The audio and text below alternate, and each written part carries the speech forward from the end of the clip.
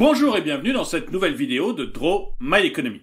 Aujourd'hui, on va voir comment les Parisiens font exploser les prix de l'immobilier en province. Et à la fin de la vidéo, le top 10 des villes qui font l'unanimité auprès des locataires parisiens et le proverbe du jour.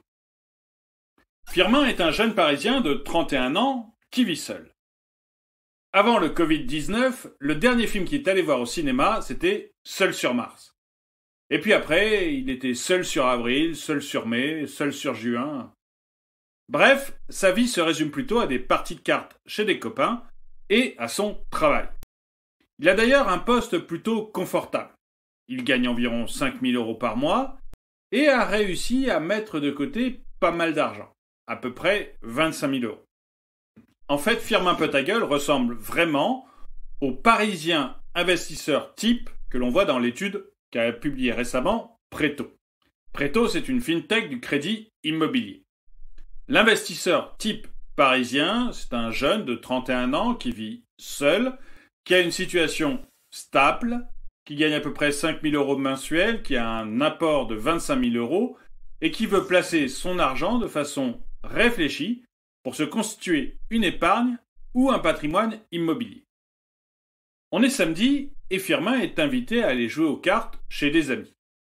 Avant de jouer, ils prennent un verre et la conversation va très rapidement sur les femmes que pourrait rencontrer Firmin. Mais Firmin, il est célibataire. Les femmes, c'est un sujet sur lequel il ne s'étend pas. Il préfère parler investissement. Et d'ailleurs, tous ses copains présents sont un peu dans cette idée de parler aussi investissement. Selon l'étude Preto, depuis 2020, les Parisiens ont des envies d'achat immobilier. Surtout les locataires. Firmin en parle donc à ses copains tout en jouant aux cartes. Le problème, c'est qu'autour de la table, presque personne n'a les moyens d'acheter à Paris. Le prix moyen d'un bien à Paris, c'est 510 000 €. Et comme je l'avais dit dans une précédente vidéo, il faut gagner presque 11 000 € par mois pour pouvoir espérer acheter 75 mètres carrés à Paris. Firmin et tous ses copains ont beau être locataires, chacun se dit qu'il ne se voit pas forcément à long terme à Paris.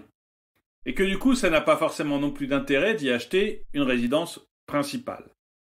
Parce que la rentabilité d'un investissement immobilier, ça se fait finalement sur le long terme.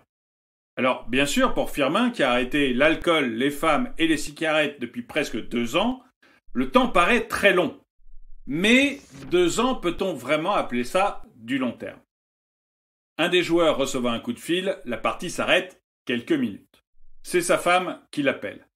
Et Firmin se dit que décidément, il en a marre de ces couples mariés qui s'appellent en numéro maqué. L'appel fini, la conversation repart sur l'investissement immobilier. Ils sont presque tous d'accord. Il faut investir en province.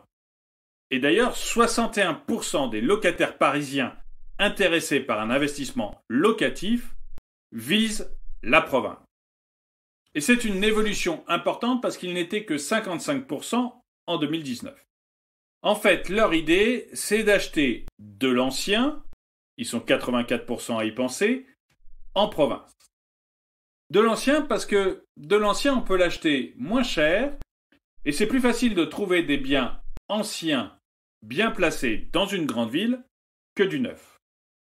Firmin gagne la partie de cartes sur un superbe coup et les amis vont pouvoir repartir chacun chez eux.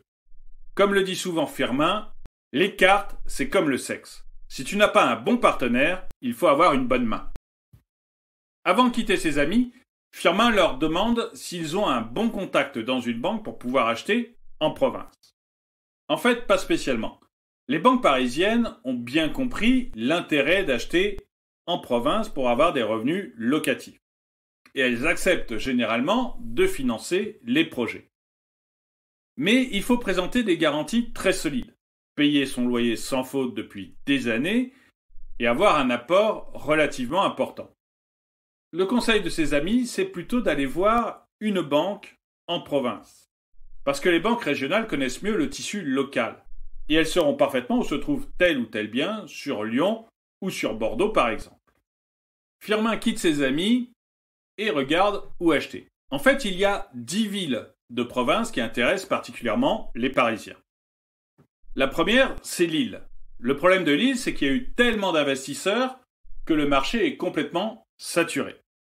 Ceci dit, le rendement locatif brut à Lille est de 5,28%, ce qui n'est pas négligeable. Viennent ensuite Marseille et Bordeaux, avec des rendements locatifs respectifs de 5,66% et 4,25%. En quatrième place se place Toulouse, qui en plus a une baisse des prix actuellement, et un rendement locatif brut de 4,8%. Cinquième et sixième position, Nantes et Lyon, dont les prix augmentent énormément et qui ont des rendements locatifs bruts de 4,51% pour Nantes et 4% pour Lyon. Septième et huitième position, Nice et Rennes. Nice, c'est une surprise a priori parce que le marché est très cher, qu'il est peu rentable et qu'il y a une faible demande locative. Rendement locatif brut possible 4,71%. Et Rennes qui semble la meilleure ville de Bretagne où investir, même si les prix ont flambé.